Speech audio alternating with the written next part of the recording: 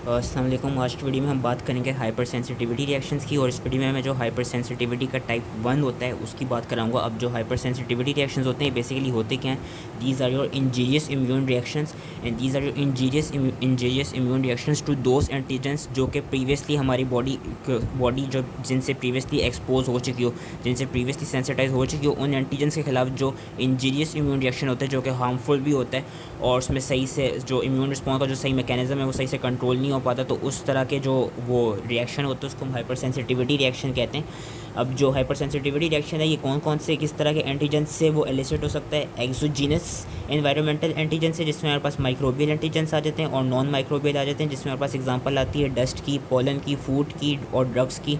Where as हमारे पास endogenous self antigen से भी हाइपर सेंसिटिविटी रिएक्शन होते हैं, जिसमें हमारे पास एंडोजीनस में वही जो एग्जांपल आ जाती है वो सेल्फ एंटीजन्स की आ जाती है। तो आज there are 4 different types of hyper sensitivity reaction. इस वीडियो में मैं टाइप 1 कराऊंगा। इसमें एक जो ओवरव्यू है वो याद रखना है कि जो टाइप 1 से टाइप 3 हाइपर सेंसिटिविटी रिएक्शन है, these are your antibody mediated, where जो आपका last hyper sensitivity reaction type 4 जो है वो आपका सेल मीडिएटेड होता है। इसमें टी सेल्स, इसमें साइटोटॉक्सिक टी सेल्स आते हैं। जो फर्स्ट हैं वो एंटीबॉडी मीडिएटेड है, where last one is cell mediated immunity.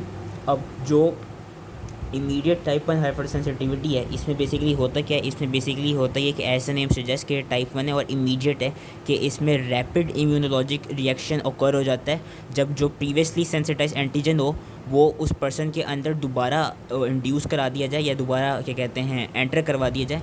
And वो ये टाइप 1 जो हाइपर सेंसिटिविटी रिएक्शन है ये प्रोड्यूस ऐसे होता है, ये प्रोड्यूस ऐसे होता है by binding of an antigen to IgE antibody on the surface of mast cells. इसका हम अभी आगे पढ़ेंगे कि इसमें मास्ट सेल्स और IgE antibody and helper 2 T cells का काफ़ी इंपॉर्टेंट रोल होता है टाइप 1 हाइपर सेंसिटिविटी में।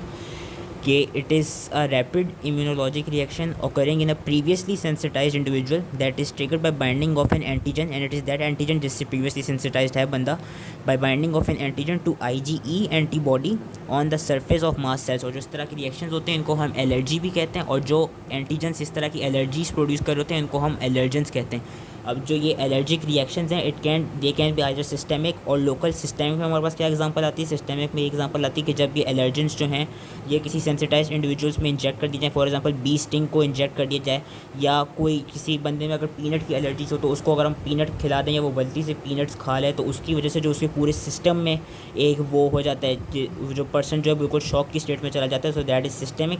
वेयर एज लोकल ये होता है कि डिपेंडिंग अपॉन कहाँ से हमारा एलर्जन एंटर हुए, लोकल में हमारे पास लोकलाइज्ड क्यूटेनियस रैश आ जाता है, ब्लिस्टर्स आ जाते हैं, for example skin allergies and hives. हमारे पास एलर्जिक राइनाइटिस की एग्जांपल आ जाती है जिसमें नेजल डिस्चार्ज होता है, एंड कंजंक्टिवल डिस्चार्ज में वो कंजंक्टिवाइटिस की एग्जांपल आ जाती है। उसके अलावा हमारे पास हे फीवर, ब्रोंकियल एस्थमा और एलर्जिक गैस्ट्रोएंटेराइटिस की एग्जांपल्स आ जाती हैं किसमें, हमारे local immediate hyper sensitivity reaction में। अब जो type 1 immediate hyper sensitivity reaction होता है इसमें 2 तरह के फेजेस होते हैं, एक तो इमीडिएट रिएक्शन वाला फेज़ और एक लेट फेज़ रिएक्शन। जो इमीडिएट रिएक्शन होगा वो विद इन मिनट्स प्रोड्यूस होगा, जैसे ही एलर्जन से एक्सपोज होगा बंदा, ये हम देख सकते हैं कि विद इन मिनट्स हमें जो क्लिनिकल मैनिफेस्टेशंस मिलेंगी वो मिल जाएंगी, कि 1 आवर से पहले विद इन मिनट्स जो इमीडिएट रिएक्शंस होंगी वो मिल जाएगा। और जो लेट फेज़ रिएक्शन होगा, लेट फेज़ रिएक्शन का देखा जाएगा कि it develops with in 2 after immediate reaction it develops 2 to 24 hours after. Basically ये कि जो लेट फेज रिएक्शन होता है वो इमीडिएट रिएक्शन के 2 to 24 आवर्स बाद प्रोड्यूस होता है, जो उसके हमें साइन एंड सिम्टम्स और क्लिनिकल मैनिफेस्टेशंस मिलती हैं। और लेट फेज रिएक्शन में इट इज़ नॉट इंपॉर्टेंट कि बंदा एलर्जन से एक्सपोज हुआ हो या नहीं हुआ। इसमें हम देख सकते हैं कि एलर्जन से वो बंदा सिर्फ ये शुरू में एक्सपोज हुआ था, आगे नहीं हुआ, लेकिन आगे जाके लेट फेज रिएक्शन होगा। So the presence of allergen in late phase reaction is not dependent. अब होती क्या है इमीडिएट रिएक्शन में, क्या होता है इमीडिएट रिएक्शन में, ये देखा जाता है कि immediate reaction is characterized by, सबसे पहले इसमें वेसोडाइलेशन होती है, वेस्कुलर लीकेज होती है, एंड डिपेंडिंग अपॉन किस जगह पे ये इमीडिएट रिएक्शन प्रोड्यूस हो रहा है, वहाँ पे टिश्यू में किस जगह पे प्रोड्यूस हो रहा है वहाँ पे या तो स्मूथ मसल स्पैज़म होगी या हमें ग्लैंडुलर सिक्रीशंस मिलेंगी। और ये वही मैंने कहा कि it will become evident within minutes after exposure to an allergen and tend to subside in a few hours. लेकिन कुछ इंस्टेंसेस में क्या होगा कि फिर एक सेकेंड हमको रिएक्शन मिलेगा जिसको हम लेट फेज रिएक्शन कहते हैं। It sets in 2 to 24 hours later later without additional exposure to antigen and may last for several days. ये चीज़ें मैं सारी बता चुका हूँ। और हम अभी आगे पढ़ेंगे कि लेट फेज रिएक्शन में क्या होता है। लेट फेज रिएक्शन में हमको ईओसिनोफिल्स मिलते हैं, जो कि इंपॉर्टेंट है, याद रखना है।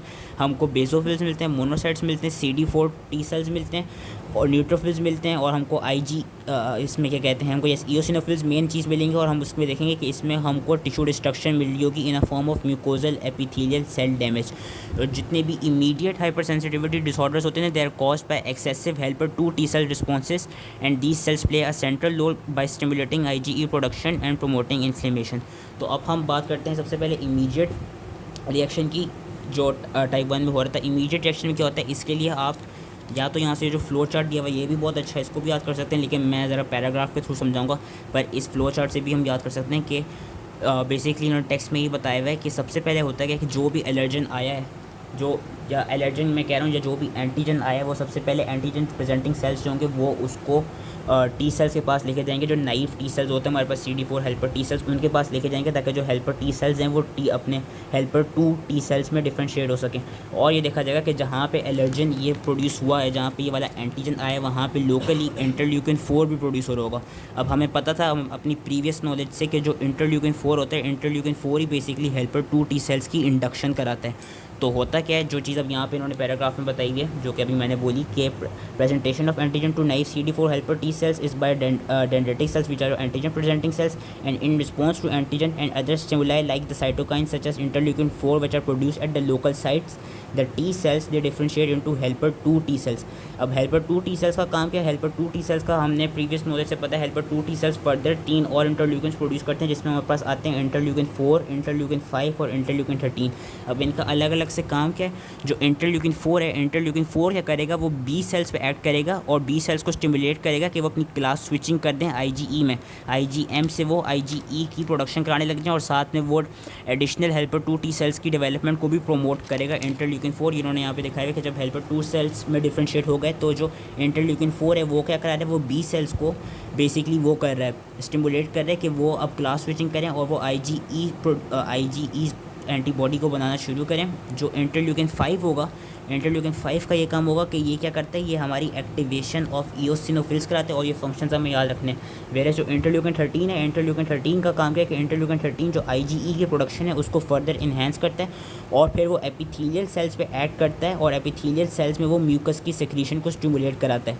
तो ये फंक्शंस हमें इंटरल्यूकिन 4, 5 और 13 के याद रखने हैं। और हेल्पर 2 जो टी सेल्स होते हैं उनका ये देखा गया कि वो कुछ और ऐसे कीमोकाइंस प्रोड्यूस करते हैं जिससे फर्दर हेल्पर 2 टी सेल्स की अट्रैक्शन होती है और डिफरेंट ल्यूकोसाइट्स की अट्रैक्शन होती है हमारी रिएक्शन साइट पे। तो ये सारा प्रोसेस होता है, और इस सारे प्रोसेस के बाद जब IgE बन जाती है, अब होता क्या है आगे को मैं अभी आगे से टेक्स्ट से भी पढ़ाऊंगा। होता ये कि जो IgE बन गई है, IgE क्या करेगी, IgE हमें पता है इम्यूनोग्लोबुलिन है, उसके पास एक क्रिस्टलाइजेबल फ्रैगमेंट होता है, FC पार्ट होता है। जो उसका FC पार्ट होगा क्या, हमारे मास्ट सेल्स पे और बेसोफिल्स पे भी, लेकिन यहाँ पे मास्ट सेल्स इंपॉर्टेंट है। मास्ट सेल्स पे कुछ रिसेप्टर होते हैं जिनका नाम होता है FC एप्सिलॉन RI रिसेप्टर। इन FC एप्सिलॉन RI रिसेप्टर पे होगा क्या, इन रिसेप्टर्स पे जाके IgEs जो हैं वो बाइंड हो जाएंगी, और जब IgE जब इन रिसेप्टर्स पे बाइंड होंगी, इन मास्ट सेल्स के रिसेप्टर्स पे जब बाउंड होंगी, तो होगा क्या, when they will be presented with an antigen, when the immunoglobulin E जब उनकी फैब वाली साइड पे एंटीजन बाइंडिंग साइड पे जब एंटीजन आके लगेगा, तो उस एंटीजन के लगने से होगा क्या, उस एंटीजन के लगने से ये होगा हमें मल्टीवेलेंट क्रॉस लिंकिंग हमको वो क्रॉस लिंकिंग मिलेगी between the adjacent IgE antibodies. जिस तरह उन्होंने यहाँ पे दिखाई है कि जब ये एंटीजन लगा एक IgE एंटीबॉडी पे, तो 2 IgE एंटीबॉडीज़ आपस में साथ में करीब करीब आ गई, क्रॉस लिंक हो गई। और इस फिगर में भी ये दिखाया है कि जब एक एंटीजन लगा तो दोनों इसने जो इम्यूनोग्लोबुलिन्स E है उनको आपस में क्रॉस लिंक कर दिया, और ये अपने जो उनका रिसेप्टर है, स्पेसिफिक रिसेप्टर जिसका नाम है FC एप्सिलॉन RI रिसेप्टर, उसके साथ बाउंड हुई हैं। तो जब एंटीजन बाइंड कर जाएगा और क्रॉस लिंकिंग करा देगा, तो उस क्रॉस लिंकिंग से होगा क्या, उस क्रॉस लिंकिंग से आगे जाके हमारे फिर मास्ट सेल्स मीडिएटर्स प्रोड्यूस करेगा, और जो ये मीडिएटर्स प्रोड्यूस होंगे, जो मीडिएटर्स रिलीज़ होंगे, इन्हीं मीडिएटर्स की रिलीज़ की वजह से हमको मिलेंगे क्या, हमको मिलेंगे हमारे हाइपर सेंसिटिविटी रिएक्शन। अब डिपेंडिंग अपॉन वो कौन सी मीडिएटर्स हैं, हमको इमीडिएट में डिफरेंट मिलेंगे और लेट फेज रिएक्शन में डिफरेंट मिलेंगे, और इन्हीं मीडिएटर्स की वजह से हमको क्लिनिकल मैनिफेस्टेशंस मिलती हैं। अब ये जो सारी चीज़ें मैंने बोली हैं ना, अब ये मैं टेस्ट के थ्रू समझाता हूँ। टेक्स्ट के थ्रू ये है कि इन्होंने सबसे पहले बताया हुआ है कि हमको मास्ट सेल्स का पता होना चाहिए, क्योंकि mast cells are important in type 1 immediate hyper sensitivity reaction as we can see from this figure. होता क्या है, जो मास्ट सेल्स होते हैं एक तो मास्ट सेल्स की लोकेशन हमें पता होनी चाहिए कि they usually found near small blood vessels in the near nerves and near sub in sub epithelial tissues. अब होता है क्या, mast cells how are they activated, they are activated by cross linking high affinity IgE-Fc receptors, जो कि मैंने अभी बता दिया। उसके अलावा जो मास्ट सेल्स हैं वो और किन किन स्टिमुलाई से एक्टिवेट हो सकते हैं। Mast cells can be activated by your different anaphylatoxins, जो कि कॉम्प्लीमेंट कंपोनेंट्स का पार्ट, कॉम्प्लीमेंट प्रोटीन सिस्टम का पार्ट होते हैं, C5a और C3a। ये भी जब जो उनके स्पेसिफिक रिसेप्टर्स होंगे मास्ट सेल पे, उनके साथ जब बाइंड करेंगे तो ये भी मास्ट सेल्स को एक्टिवेट कराते हैं। और उसके अलावा ये देखा गया है कि different chemokine like interleukin 8, some drugs such as codeine, morphine, adenosine, melittin, जो कि बी वेनम में देखा जाता है, and certain physical stimuli like heat, cold and sunlight, these और स्टिमुलेट योर मास्ट सेल्स। और जब मास्ट सेल्स स्टिमुलेट और एक्टिवेट हो जाते हैं तो they release they degranulate their mediators. Sorry, अब होता क्या है, जो बेसोफिल्स हैं, अच्छा उन्होंने बेसोफिल्स का भी ये दिखाया है, क्योंकि बेसोफिल्स का भी ऑलमोस्ट ऐसा ही फंक्शन है जिस तरह मास्ट सेल्स का, लेकिन बेसोफिल्स इतने इंपॉर्टेंट नहीं, क्योंकि बेसोफिल्स का ज़्यादातर ये देखा गया कि जो बेसोफिल्स हैं वो नॉर्मली जो टिश्यूज़ हैं उनमें प्रेजेंट नहीं होते, वो सर्कुलेट, जो ब्लड हमारी जो ब्लड है उसमें स्मॉल नंबर्स में सर्कुलेट कर रहे होते हैं। अब होता है कि जो चीज़ अभी मैंने पूरी फिगर के थ्रू समझाई थी वो मैं पैराग्राफ के थ्रू समझा देता हूँ कि when mast cells they are armed with IgE antibodies previously produced in response to antigen, क्योंकि हमने यही पढ़ा कि जो इम्यूटेड हाइपर सेंसिटिविटी रिएक्शन है ये उन्हीं पेशेंट्स पर है जो कि प्रीवियसली सेंसिटाइज हो चुके हैं। So when they are expose to the same antigen the cell is activated which leads to the release of arsenal of powerful mediators that are responsible for immediate hyper sensitivity reaction. और इन mediators के अभी मैं नाम बताता हूँ। जो mast cells हैं और जो बेसोफिल्स हैं they express a high affinity receptor जिसका नाम क्या है FC epsilon R1, which is specific for क्या, FC पोर्शन ऑफ IG, जिसके साथ IgE एंटीबॉडी बाइंड करेगी। और जो IgE कोटेड मास्ट सेल्स होंगे then they are set to be sensitized because they are activated by subsequent encounters with antigen. और जब ये एंटीजन बाइंड करेगा IgE एंटीबॉडीज पे on the mast cell surface, तो उससे होगा क्या, जो मल्टीवेलेंट एंटीजन होंगे they will bind to and cross link the adjacent IgE antibodies. Cross linking करेंगे ऐसे और ऐसे, एंड क्रॉस लिंक करने के बाद क्या होगा, क्रॉसलिंग करने के बाद क्या होगा, क्रॉसलिंग करने के बाद ये होगा कि जब क्रॉसलिंग करेंगे so they will bringing the underlying FC epsilon receptors together which will trigger signal transduction pathways leading to the release of pre form mediators. अभी मीडिएटर्स क्या होते हैं, मीडिएटर्स के आपने नाम याद रखने हैं। मीडिएटर्स के नाम अगेन टेक्स्ट से पढ़ सकते हैं या ये फिगर याद कर सकते हैं। मीडिएटर्स के नाम ये हैं कि एक तो हमारे पास कुछ आ जाते हैं वेजो एक्टिव अमाइंस, जो कि इसमें most important is your histamine. Histamine आपका सबसे इंपॉर्टेंट है हाइपर सेंसिटिविटी रिएक्शन में, एनाफिलेक्टॉइड रिएक्शन स्पेशली, क्योंकि हिस्टामीन का ये देखा जाता है it causes intense smooth muscle contraction, it increases vascular permeability and it stimulates mucus secretion by nasal bronchial and gastric glands. कुछ एंजाइम्स हो जाते हैं जिसमें हमारे पास प्रोटीएजेस की एग्जांपल आ जाती है, फॉर एग्जांपल काइमेसेस एंड ट्रिप्टेस, जो कि क्या कराते हैं, ये भी टिश्यू डैमेज कॉज कराते हैं and also lead to generation of kinins and activated components of complement by acting on the precursor proteins. और कुछ प्रोटीग्लाइकेंस होती हैं, फॉर एग्जांपल हेपरिन और कॉन्ड्रोइटिन सल्फेट, जो कि क्या करते हैं, जो कि serve to package and store the amines in the granules. उसके अलावा हमारे पास लिपिड मीडिएटर्स आ जाते हैं जिसमें most important are your arachidonic acid derivative, जिसमें प्रोस्टाग्लैंडिन्स एंड ल्यूकोट्राइन्स आ जाते हैं। प्रोस्टाग्लैंडिन्स एंड ल्यूकोट्राइन्स में से प्रोस्टाग्लैंडिन D2 याद रखना है। Prostaglandin D2 is very important because prostaglandin D2 क्या कराता है, it causes intense bronchospasm and it increases mucus secretion. Whereas जो ल्यूकोट्राइन C4 एंड D4 हैं, जो C4 और D4 हैं वो आपके वेजो एक्टिव और स्पेज्मोजेनिक एजेंट्स है। वेयरएज जो ल्यूकोट्राइन D4 है ये आपका मेन कीमोटैक्टिक फैक्टर है न्यूट्रोफिल्स, इओसिनोफिल्स और मोनोसाइट्स के लिए। और उसके अलावा प्लेटलेट एक्टिवेटिंग फैक्टर भी होते हैं जो कि क्या कॉज कराता है, जो कि प्लेटलेट की एग्रीगेशन कराता है, हिस्टामिन का रिलीज कराता है, ब्रोंकोस्पाज्म कराता है, इंक्रीज वेस्कुलर परमेबिलिटी कराता है और वेजोडाइलेशन कराता है। अब जो ये सब हमने पढ़ा है this was your immediate reaction. अब लेट फेज रिएक्शन में क्या होता है, जिसमें हम असल में इओसिनोफिल्स आएंगे। लेट फेज रिएक्शन में हमको लेट फेज रिएक्शन ये तो होगा कैसे, late phase reaction will be due to the secreted cytokines and chemokines.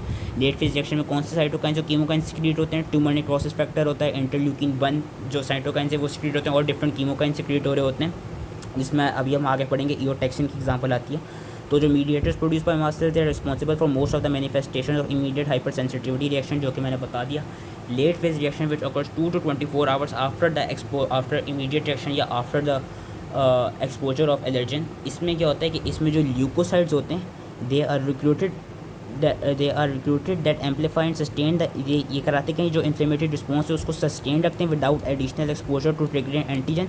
कौन से इसमें ल्यूकोसाइट्स आते हैं, इसमें हमारे पास आते हैं ईओसिनोफिल्स। और ईओसिनोफिल्स कहाँ से रिक्रूट होते हैं? फ्रॉम कीमोकाइंस सच एस ईओटॉक्सिन्स, और एपिथेलियल सेल्स भी कुछ कीमोकाइंस प्रोड्यूस कर रहे होते हैं। इसके अलावा जो हेल्पर 2 T सेल्स है और मास्ट सेल्स है वो भी कुछ कीमोकाइंस प्रोड्यूस करते हैं और साइटोकाइंस प्रोड्यूस करते हैं, जिससे हमारे पास ईओसिनोफिल्स आते हैं। हेल्पर T सेल्स 2 का मैंने बताया था कि वो इंटरल्यूकिन 5 सेक्रेट करते हैं, जिससे ईओसिनोफिल्स आपके रिक्रूट होते हैं। और ईओसिनोफिल्स का फंक्शन क्या है? ईओसिनोफिल्स जो अपने प्रोटीओलिटिक एंजाइम से उनको लिबरेट करेंगे और साथ में वो 2 यूनिक प्रोटीन्स को लिबरेट करेंगे, जिसमें हमारे पास आती है मेजर बेसिक प्रोटीन और ईओसिनोफिलिक कैटायनिक प्रोटीन। ये दोनों प्रोटीन्स क्या करेंगी? ये दोनों प्रोटीन्स कराएंगी टिश्यू डैमेज। और उसके अलावा ये देखा गया कि जो एस्थमा के पेशेंट्स होते हैं उनमें ये गैलेक्टिन 10 एक प्रोटीन सेक्रेट करते हैं, जिसका काम भी क्या होता है? To promote inflammation and to enhance helper 2 T cells response. अब इन्होंने आगे डेवलपमेंट ऑफ एलर्जीज बताया हुआ है। ये even though it's not part of type 1, लेकिन ये पता होना चाहिए कि जो ससेप्टिबिलिटी है to immediate hyper sensitivity reaction it is basically genetically determined. ये देखा गया कि जो प्रोपेंसिटी है to develop immediate hyper sensitivity reactions, उस फिनोमेना को हम कहते हैं atopy. Propensity is basically the natural tendency for इसको मैं कैसे समझाऊँ? प्रोपेंसिटी बेसिकली ये होती है कि किसी चीज़ के होने की जो नेचुरल टेंडेंसी है। सो a natural tendency to develop immediate hypersensitivity reactions is called atopy। और जो एटोपिक इंडिविजुअल्स होते हैं उनमें देखा गया कि उनके सीरम में हाई IgE लेवल्स होंगे, उनमें इंटरल्यूकिन 4 प्रोडक्शन ज़्यादा होगी और उनमें हेल्पर 2 T सेल्स ज़्यादा होंगे। वेरएस कुछ ऐसे भी पेशेंट्स होते हैं जो कि नॉन एटोपिक होते हैं, मतलब जिनमें हेल्पर 2 T सेल्स और IgE ज़्यादा रेस नहीं होती, लेकिन उनमें फिर भी hyper sensitivity immediate hyper sensitivity reactions होते हैं। उनको नॉन एटोपिक इंडिविजुअल्स कहते हैं या नॉन एटोपिक एलर्जीज़ कहते हैं उनकी कंडीशंस को। और उनमें कौन सा स्टिमुलाई सिक्रीट कराता है? इनमें कौन सा स्टिमुलाई ये वाला वो कराता है? इमीडिएट हाइपर सेंसिटिविटी रिएक्शन कराता है। इनमें हमारे पास स्टिमुला आ जाता है टेम्परेचर एक्सट्रीम्स एंड एक्सरसाइज। ये भी देखा गया कि एक्सरसाइज से भी कुछ पेशेंट्स में इमीडिएट हाइपर सेंसिटिविटी रिएक्शंस हो जाते हैं। अब हमारा लास्ट चीज़ है इसकी, वो है systemic anaphylaxis which is important. Systemic anaphylaxis का याद रखना कि it is characterized by vascular shock, widespread oedema and difficulty in breathing. और ये जो सेंसिटाइज इंडिविजुअल्स हैं इन हॉस्पिटल सेटिंग्स, उनमें कब होगा? जब हम उनमें कोई फॉरेन प्रोटीन लाइक एंटीसीरम डाल दें या उनमें कोई हम हार्मोन्स इंजेक्ट कर दें या उनमें कोई एंजाइम्स, पॉलीसैकेराइड्स या कोई ऐसे ड्रग्स इंजेक्ट कर दें जिसके लिए वो एलर्जिक हों या जिसके खिलाफ उनकी वो हो, मतलब एलर्जी ही हो जिसके खिलाफ। तो उनमें क्या कहते हैं हमें हाइपर सेंसिटिविटी रिएक्शन मिल सकते हैं। और साथ में कम्युनिटी सेटिंग्स में हमें कहाँ पे सिस्टेमिक एनाफिलैक्सिस मिल सकता है? अगर हमने किसी ऐसे पेशेंट को जो कि एलर्जिक हो उसको फूड एलर्जेंस दे दें या कोई इंसेक्ट टॉक्सिन उसमें हम बेसिकली एंटर करा दें। उनमें हमें साइंस एंड सिम्टम्स क्या मिलेंगे? उनमें इचिंग होगी, हाइव्स होगी, स्किन एरिज्मा अपीयर होगा, कॉन्ट्रैक्शन ऑफ पल्मोनरी ब्रोंक्यूल्स होगी, रेस्पिरेटरी डिस्ट्रेस होगा, लैरिंजियल एडीमा होगा which will result in hoarseness and further compromise breathing, vomiting, abdominal cramp, diarrhoea, laryngeal obstruction. These all will follow and the patient may go into shock and even die within 1 hour. So that was it all related to type 1. I hope easily समझ में आ गया हो and thank you.